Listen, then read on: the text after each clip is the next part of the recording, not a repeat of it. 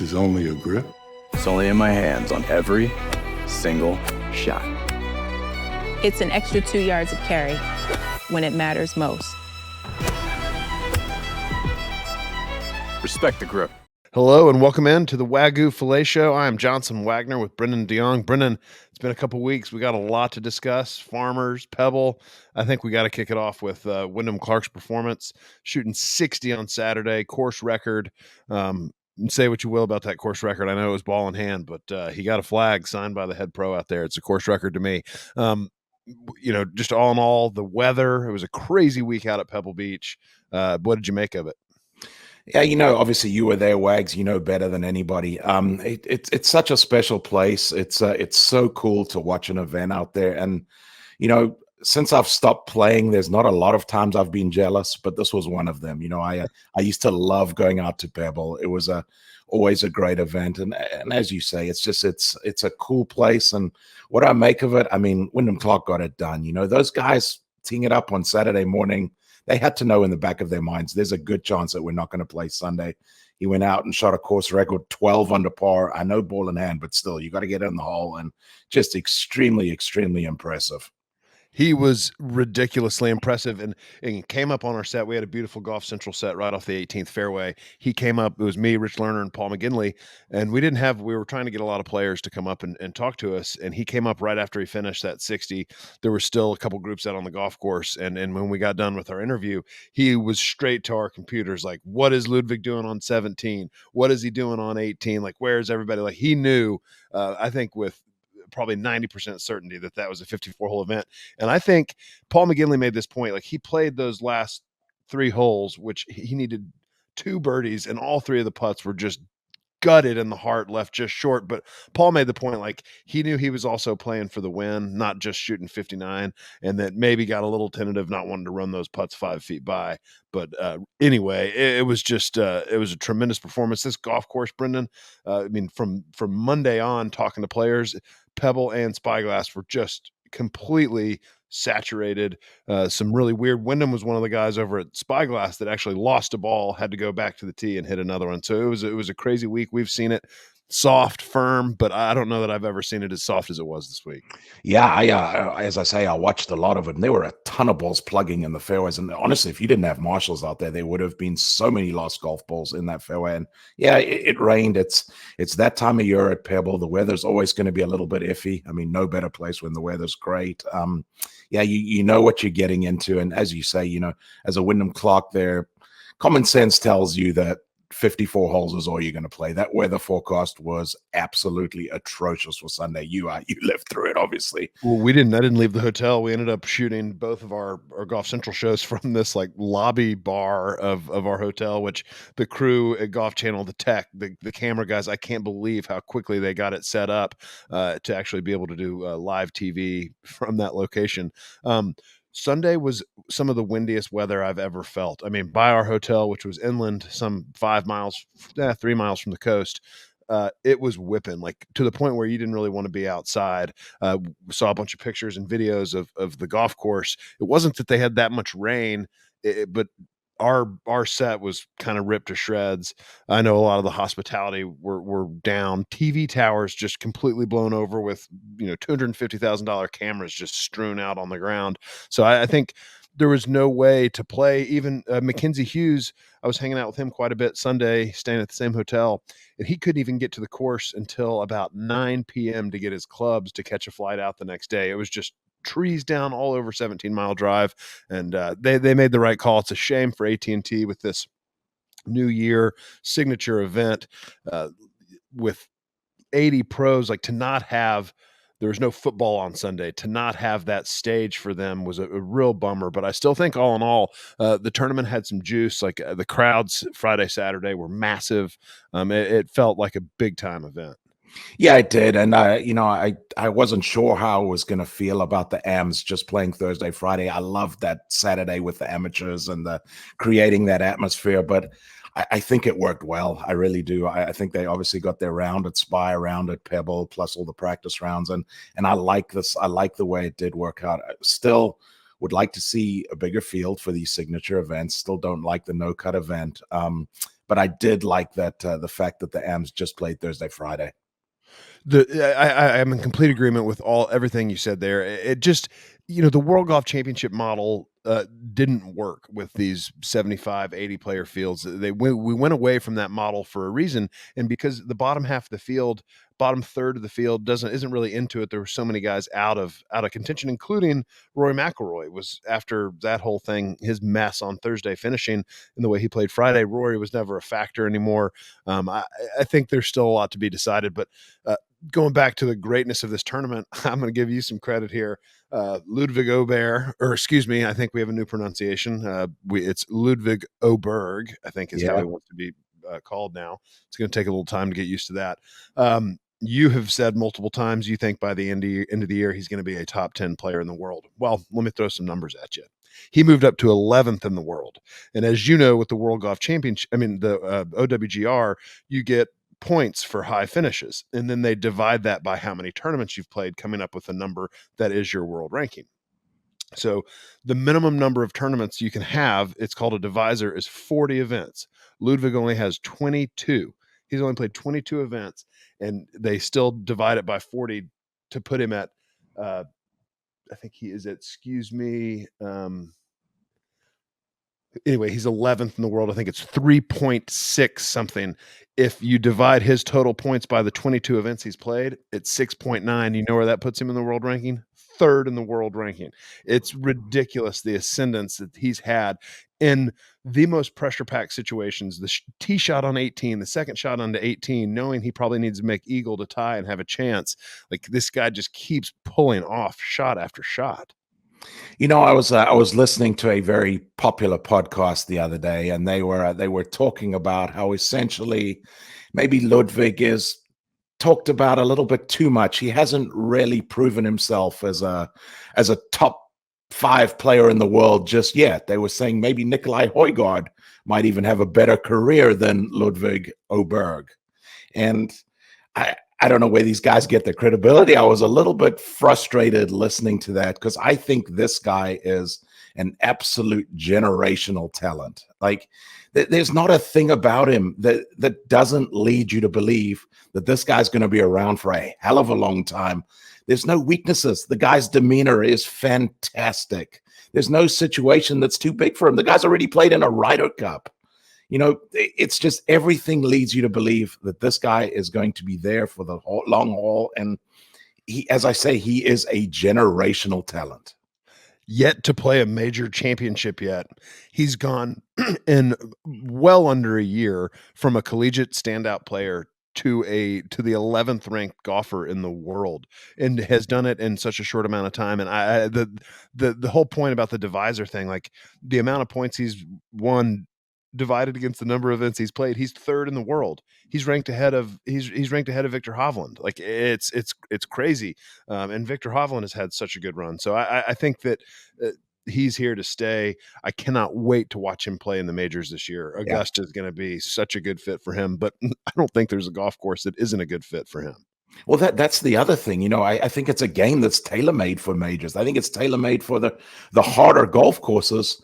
And we've seen him win on golf courses where you need to make a bunch of birdies. So I hate to be making these kind of bold predictions, but I wouldn't be surprised to see him win 4 or 5 times this year. I honestly wouldn't. Just everything I have watched, and luckily I've got to see a lot of him, is very, very good. It's good. It's just good. There's nothing else to say about it other than it is good.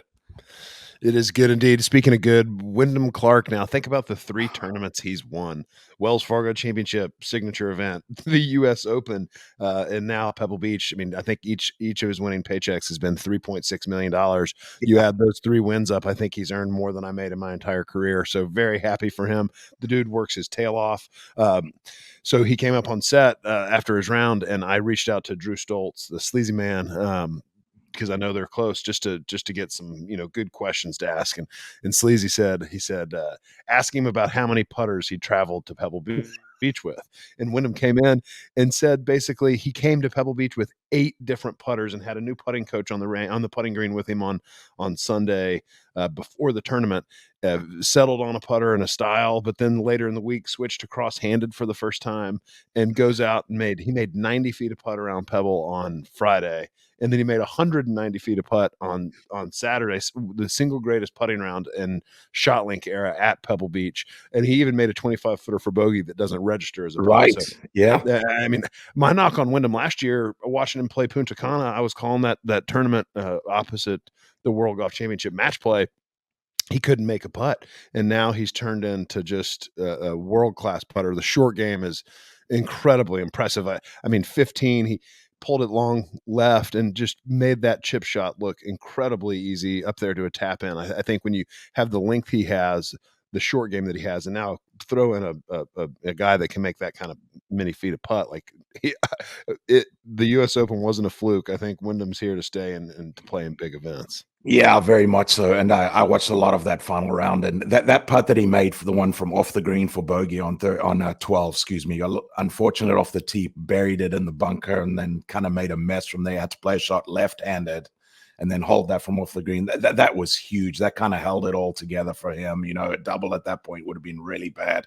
And then steps up there and birdies the very next hole. Didn't hit a great tee shot, but hit a super approach just behind the hole, and again made a great putt. And he's kind of turning into the modern day Brooks Koepka, just showing up in all the big events. As you say now, 3 wins, a major and 2 signature events. So that's cool to see. And he's got the game for these big events and big golf courses. Let's talk a little bit more about the softness of play. I had the chance to speak a lot with Mackenzie Hughes. He didn't have a good tournament, finished T71, but he's a friend of the program here in Charlotte, North Carolina. He was on 1 at Spyglass on Thursday, making the turn and hit a drive down the left side. And 1 at Spyglass, downhill, can't see the ball land. Yeah. Hits a provisional because they know everything's plugging. Doesn't really know where that one went either, but thinks it's in the fairway. And so he's playing with Hideki Matsuyama and 2 amateurs, and they go down. Everybody's looking for the ball. They find it. And nobody started a clock. Don't know how long it had been.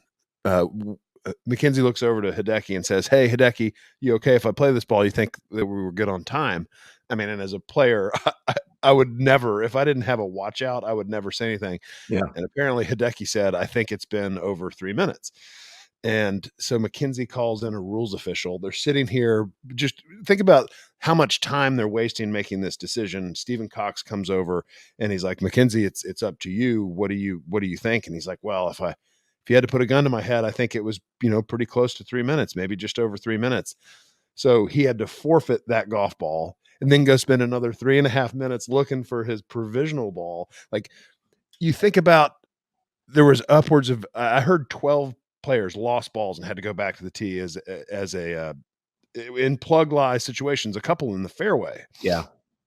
And then you see what happened to Patrick Cantlay Friday on 3 at Pebble, where he hooked it around the corner, can't see anything. It was on TV, and there were 2 marshals standing there that said it went into this spot. So he was able to get a free drop without even finding the ball because of television. I know it rubbed a lot of people the wrong way, including Mackenzie, who found his ball. But I feel like Stephen Cox should have taken the high road there. I can't imagine John Brindle wouldn't have been like, "Well, if you didn't have a clock out, we've got to assume it was under 3 minutes and go ahead and play that ball." 100%. If you haven't had a clock out on that, then it's that it's somewhere, common sense tells you what sort of time range. How are you going to say that ball's lost? And I don't like to hear that from Hideki. That would be one way. I know as a player, I would have said, I'm pretty sure that was right around the 3 minutes. You're good. Go and play it. Yeah. Felt like 2 minutes and 59 seconds to me there. Yeah, exactly. That's kind of one of those. And I mean, I understand we have rules in this game, but sometimes common sense needs to kick in a little bit as well. Well, I don't think we need to be looking for a Matsuyama, Mackenzie Hughes President's Cup pairing at Royal Montreal this year. That's for sure. No, that would have made the rest of that round a little bit cold for sure. I tell you the entire next day. And the entire next day. I tell you one thing though, I'd forgotten how slow these rounds were at Pebble. I got on the Peloton bike starting a 45-minute ride. Yes, I did. Right as Scotty Scheffler was teeing off. I got off that 45-minute classic rock ride as they were putting out on the second hole. That was it was just absolutely ridiculous. 2 holes in 45 minutes. And obviously not helped by the softness of the conditions out there. Do I look skinny, by the way? You look very skinny. I can already tell you're just withering away to nothing. Thank you. It feels that way. I mean, the TV compound where our trailer was in grass, and it was a soup bowl. You wouldn't have believed the disgustingness of the porta-johns. Like stepping in to go to the bathroom, it was just covered with what I'm hoping was mud on the floor of the porta-johns. And I had a little bit of an interesting situation. I'm always very prepared with bathrooms, no matter where I am, whether it's an airport, TV compound. I know where the good spots are. We're sitting down there off the 3rd fairway to the right-hand side, so not really close to the clubhouse, but the spa is right there. And I had a primary, a secondary. I had all my bases covered all week long till Saturday morning. Saturday morning, have a 7 o'clock production meeting. It's over right at 7:30, and I start booking it to the spot. It's about a 150-yard walk. I get there, the door is shut. I can't get in. And so I start to panic a little bit, but the tennis center is right across the street. So I figure, yes, there's probably like an outdoor bathroom at a tennis center, people playing late at night and the clubhouse is closed. No bathroom there either. And so I realized I wasn't going to make it up to the first tee because I got a couple secret spots up there as well. But I couldn't make it that far. So I decided I was going to have to go in a porta-john for the first time in my life. I don't know how I've avoided it to this point. But first time in your life. Number 2 in a porta-john. Yeah. Yes. For the first time in your life. Wow. I've got a good record. Okay. Yeah. And so I'm walking back and I'm thinking about like how brutal it's going to be. Like, I'm not going to be able to make it happen there. I'm looking for bushes. I'm looking for everything. And I walk past the rules trailer, and they're on a concrete pad, and there's 2 sitting right outside their building that looked very clean. I walk up and they both say, one says shot link only and one says PGA Tour rule staff only. And I just barged in there, did my business and got out. But, it was horrifying. I think I'm too big for that in a green box. I don't ever want to do it again. I want to start a new streak. I'm a little disappointed that you would rather go in a bush than go in a porta-john. Porta-johns are not clean. This one I did happen. I think I found the cleanest one on property at Pebble Beach Golf Links. You've got such a fear of little animals and things. Is that why you're afraid of porta-johns, that there might be a lizard in there or something crawling around? I mean, yeah, that would definitely be the case if we were somewhere tropical. I was not worried at all about animals in this porta-john. Yeah, maybe a big buck or a deer or something in there at Pebble. That's about it. All right, back to the golf. Mathieu Pavon finishes solo 3rd to wrap up. I mean, the West Coast is still going on, but he had that. I think he finished 7th or 8th at Sony Open. Obviously, wins the Farmers last week. Comes out, shoots an opening round 7 under around Pebble Beach, the first time ever seeing it, and just played solid all week long. These DP World Tour, now we have 10 guys, the top 10 on the DP World Tour last season that weren't otherwise exempt on the PGA Tour, got their cards. And look at the way they're performing right now. Mathieu Pavon, Nikolai Højgaard, I believe, got his card through temporary membership last year. So, but still, I'm lumping him in the same category. These guys, back in our day, we had guys like Alvaro Quiros, Rafa Cabrera Bello, a bunch of guys come over and not have much success. But it seems like this new wave of young European golfers is here and are ready to take on the PGA Tour. It seemed in the past that those guys would come over and they knew they were coming over to play one event, maybe 2 events, not play a completely PGA Tour centric schedule. I think there's a big difference to be said for that mindset where you know that this is going to be your home tour. You're going to play a lot of golf over here. I think that it's hard to come over for that one-off event. And I think that's probably why we're starting to see a lot more success out of these guys. Getting back to Pavon, I know you guys had him on your set on Friday, I believe, maybe. It was Thursday after his round at Pebble. Thursday afternoon. Seems like an interesting character for sure. Got a tattoo on his hand that translates to The saliva that flows now will become the tears of joy tomorrow. That's a little deeper than the tramp stamp you've got on your back. But, And I think if you translate it a little more literally, I think it's the sweat, not the yeah, I was not going the to say, saliva. I think there was a little bit of a misinterpretation there, but the direct translation was the saliva, but obviously it means, you work hard, you're going to reap the benefits of that. Well, I mean, this guy a few years ago was playing the Alps tour. He was telling us he played in Kazakhstan, Egypt, Kenya. He's played all over the world, climbing his way up to the Challenge Tour and then to the DP World Tour, and now he's made his way over to the PGA Tour. And I mean, golf is a global game, and we have these tours and these pathways to the PGA Tour sort of Yeah. they're already in place. And I know that a lot of guys on the DP World Tour are upset they've become a feeder tour to the PGA Tour, but that's just the way it's been for the last 20 years. Now, at least it's set, and we know what the clear objective is. And the PGA Tour's got a real healthy pathway as well, with the Latino America and Canadian tours joining forces into one, and the Corn Ferry Tour, and everything's feeding up to the PGA Tour. Mathieu Pavon's a great example in this era of feeling like players are getting everything handed to him. Mathieu Pavon goes out and just took it, and proving the fact that if no matter who you are or where you came from, if you play good golf at a professional level, you are going to have tremendous success, and nobody's going to be able to keep you out of any field that you want to play in. Yeah, he played really well down the stretch to claim that card from that DP World Tour. I think actually knocked out the other Højgaard, Rasmus, Yep. for that 5th spot. And he's come in and he's just played fantastic golf on the West Coast, and obviously got very comfortable from the start over here. And you know what? I think this guy's going to be someone to stay as well. Looks like he's got a golf game that travels really well. I watched him at the end of last year win in Spain, beat a really good field in Spain, beat John Rahm, and played just some great golf down the stretch to get it done there for his first win. So obviously playing with a lot of confidence. And you know what, as I say, I think this guy's here to stay. Yeah, well, he's going to be here for at least 2 years with that exemption. True. But I watched him on the range. I mean, you would be in love with his driver ball flight in person. It was one of the coolest things I've ever seen. Just a nice power fade. He talked at length with us about it, how he's just over the last couple of years working with his coach, trying to eliminate the left side of the golf course and just plays fade after fade, which is basically all the top players in the world with driver in hand. There are very few that turn the ball right to left. It's technology is built for the fade. I mean, you look at Wyndham Clark, Scotty Scheffler, Rory. Even now, Rory can work it both ways, but he still plays the fade.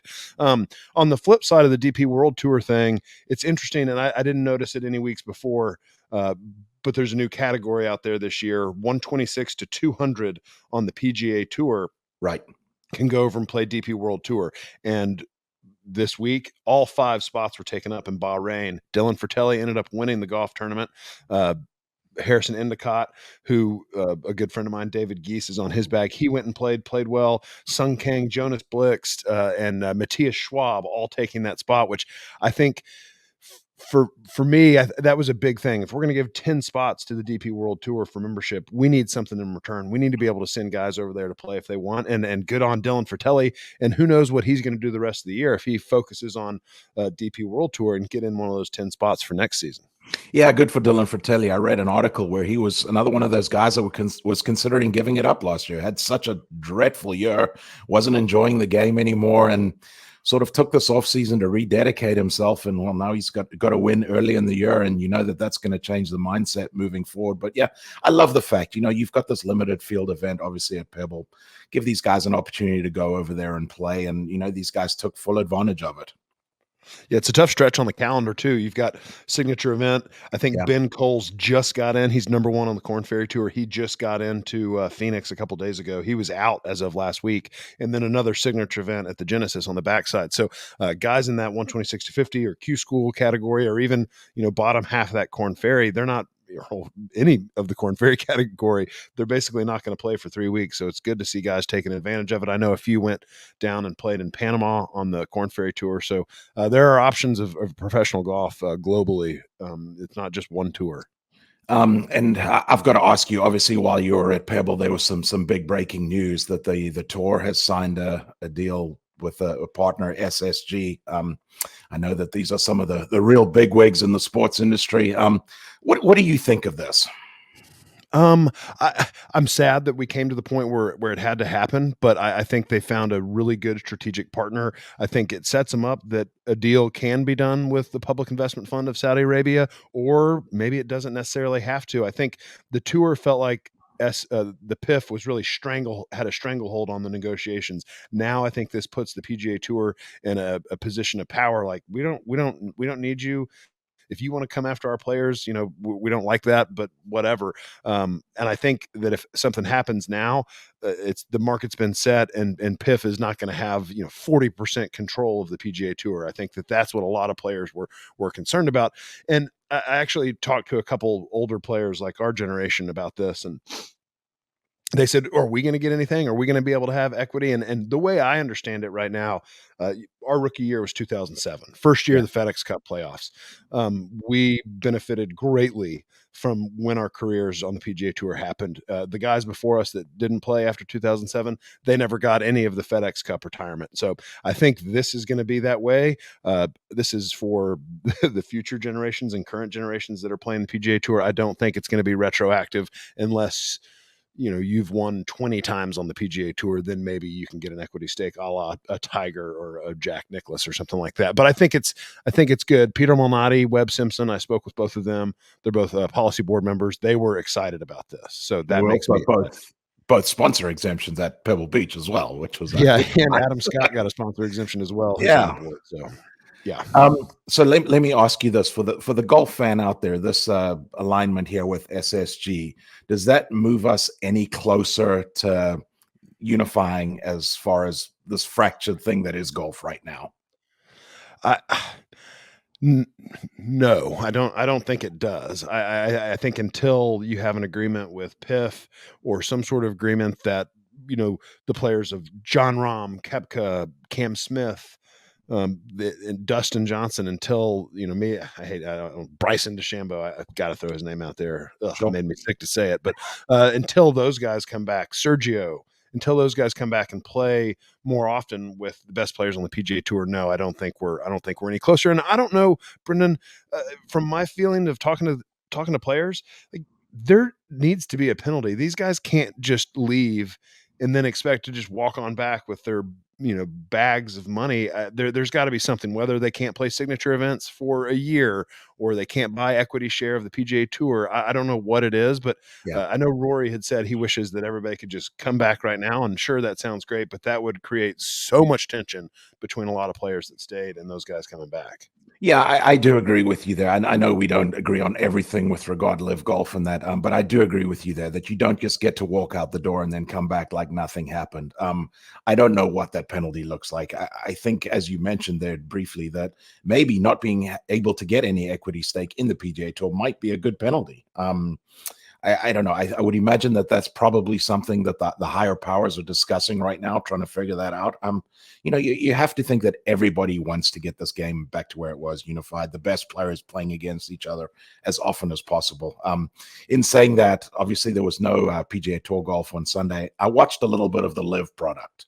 It was the first time I'd ever seen it, and I came away with a few different takeaways. It's going to take some getting used to. It really is. It's very, very different to watch.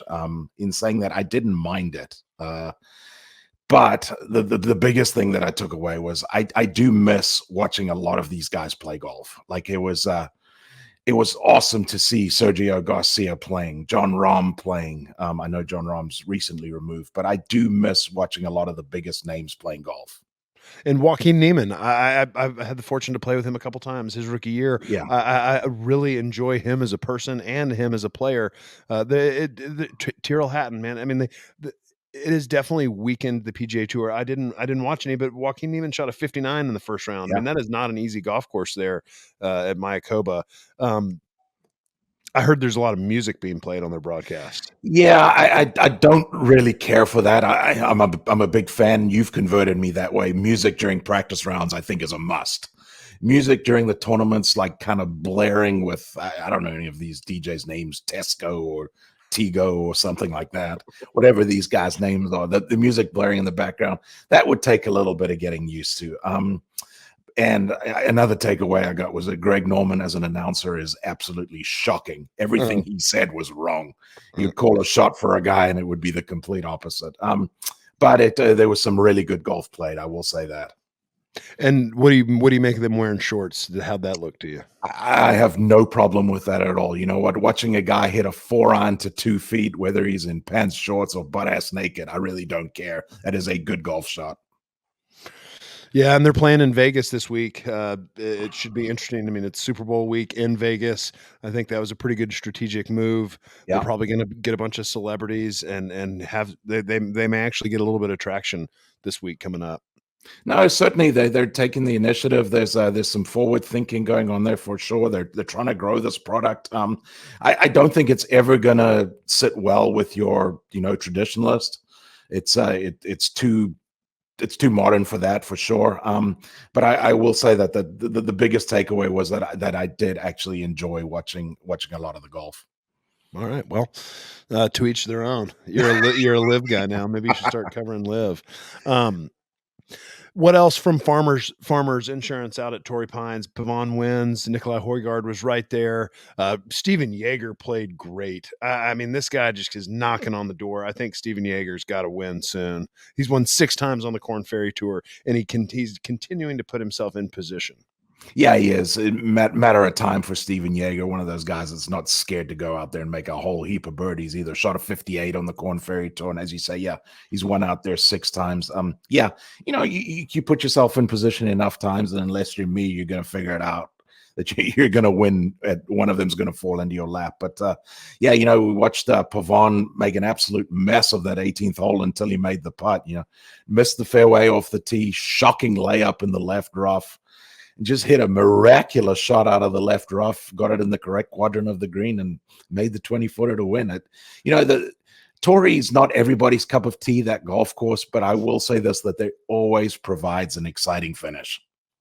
It does. It really does. I mean, even Saturday, Thomas Dietrich, who had a good week at Pebble as well, picking up where he left off.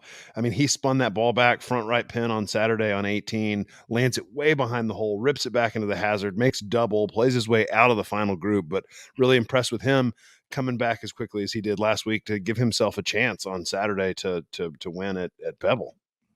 Yeah, he's another one of those guys. Hasn't won, but again, just an unbelievable talent. I saw a piece that Mark Immelman did that said, watch this guy. This guy's he's the real deal. There's so much depth at the moment. There really is, and a lot of depth is coming from that DP World Tour. There's a lot of guys. We talked about it earlier. We've touched on it pretty deeply. That those guys coming over here are really, really good. They are indeed. Speaking of really, really good, you and I had the pleasure of being in South Florida the week of Farmers. Tuesday, Wednesday, played a little outing for AIG Insurance, put on by our friends at Outlier. We played Panther National, new Jack Nicklaus, Justin Thomas golf course, and then the next day we played the Park, West Palm Beach Municipal Golf Course. What were your opinions of that place? First of all, I've got to say that Outlier just do an unbelievable job. Tim Aronson, Mike Ryan. Mike Ryan was down there doing a reconnaissance mission, trying to find the correct golf courses for these guys to play. It's he's not one of those guys that makes a couple phone calls and asks, you guys open this day, you guys open this day. He went down there, looked at all the golf courses and found some ones that he thought would be fun for these guys to play. And I tell you what, you said it, he found an absolute gem there in the Park. That place is so cool. And the further I get removed from playing competitive golf, the more I'm all about the vibe.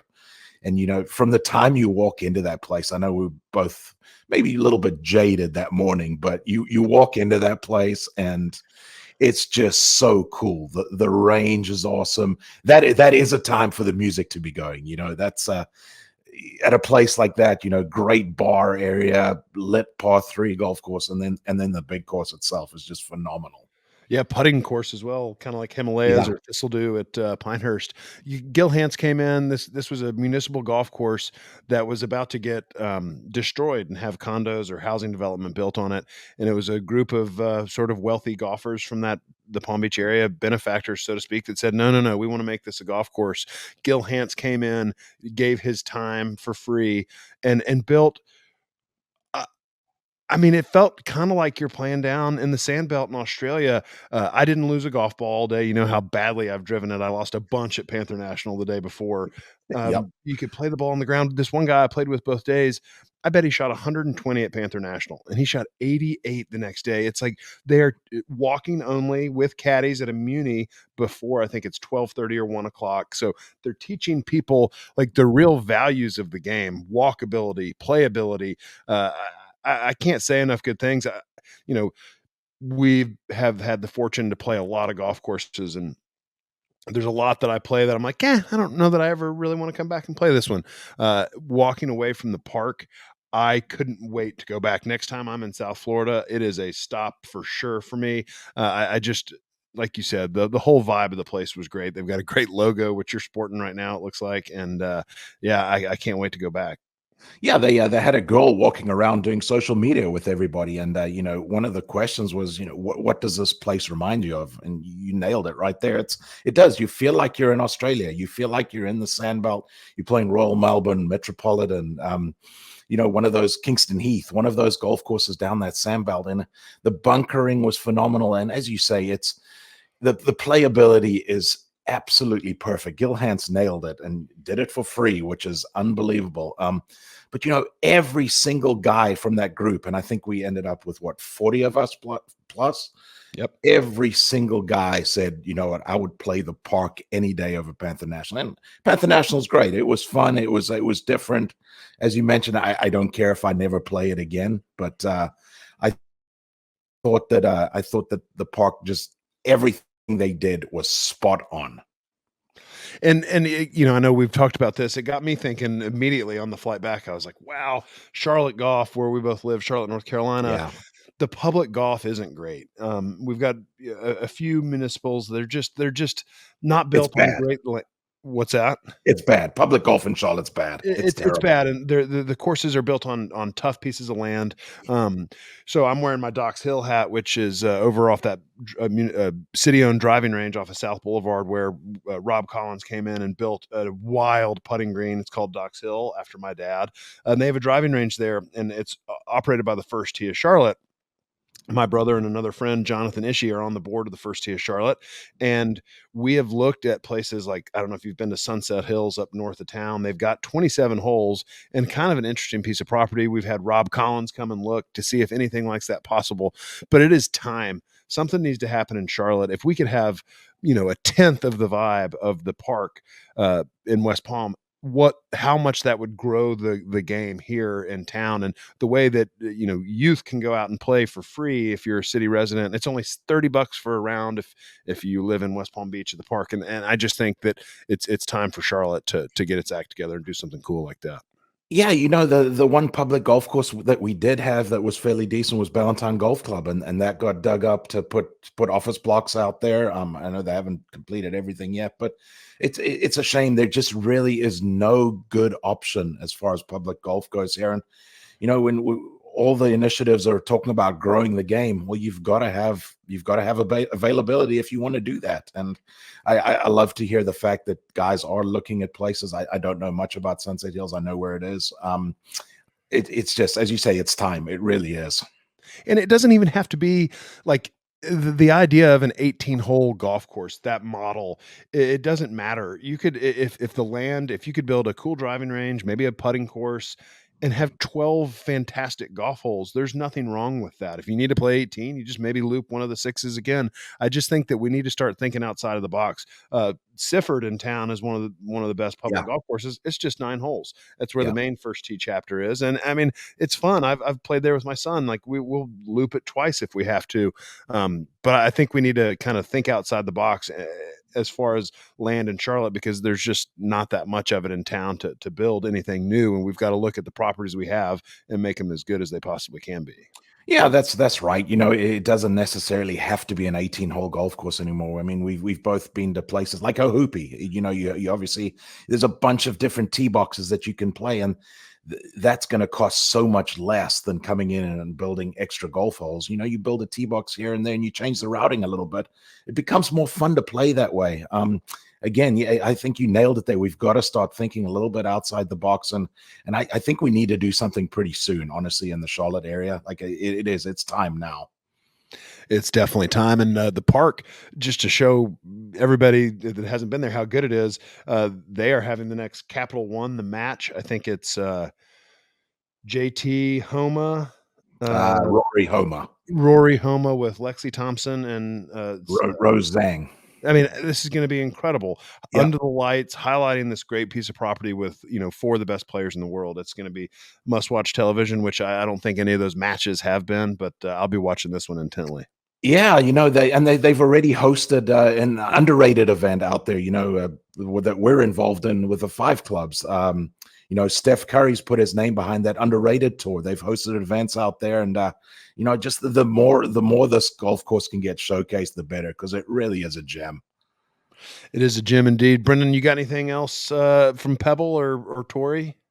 No, Wags, nothing else from those. I got to say though that I really am looking forward to this week. It's a different one. The Waste Management Phoenix Open. It is a different one. You go from everything that is Pebble, the traditionalists, to everything opposite, which is now the Waste Management Phoenix Open, and it continues to get bigger and bigger. And you always hear stories coming out from that week, some good, some bad. But yeah, it's always a fun one to talk about. Yeah, there's a good story. Talking to a cop a few years back playing that event, I was like, "What's the most ridiculous thing you've had to stop going on here at this event?" And he basically said, "I'm pulling couples out of porta-johns that are hooking up in porta-johns around 16." And that, I know I went into the porta-john discussion earlier.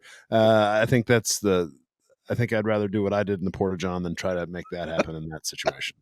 Yeah, that wouldn't be the most comfortable, but yeah, there's always some interesting stories there, and obviously we know that 16th hole, it just keeps getting bigger and bigger. That grandstand seems to get higher and higher, and well, Saturday there is always a spectacle, that's for sure. Golf Central's got a set. They'll be live from 16. It looks sweet. I made a push to get that week. I've always wanted to go back, not playing in that tournament, but it didn't happen this year. I was happy to get out to Pebble. All right, I'm going to make my pick for the week.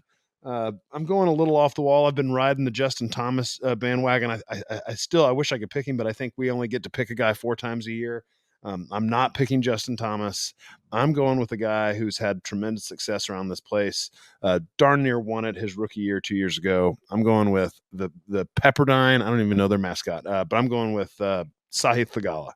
They're the Waves, aren't they? Something like that. That sounds right.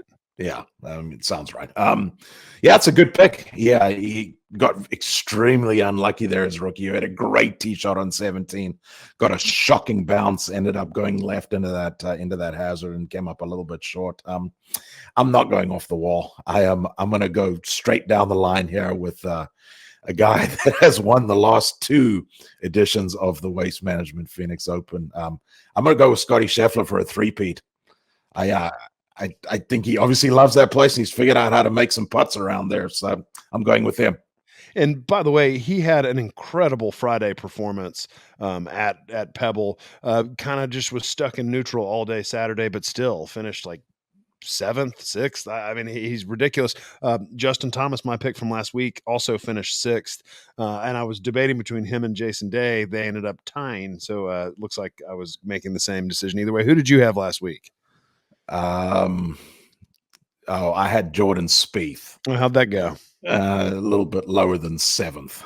He was a little soft out there for him. He made some comments early in the week about it being a putting contest as soft as it was. So that I wanted him, but I saw the writing on the wall there. I don't think he was in it. All right, who you got in the Super Bowl? I'm taking the Chiefs. Are you? I'm going completely against you. Going with the Niners. I'd like to see Christian McCaffrey get a Super Bowl. I think it's going to be a great game, though. I really do. I'm with you. I want to see Christian McCaffrey. I'd like to see the Niners win, but I like Tom Brady. I've learned not to bet against Patrick Mahomes. Yeah, it's probably a pretty good recipe. Don't bet against them. But yeah, just hoping for a really good game. Well, that'll do it for this episode of the Wagyu Filet Show. Thank you guys for listening, and we'll catch up with you after the Phoenix Open.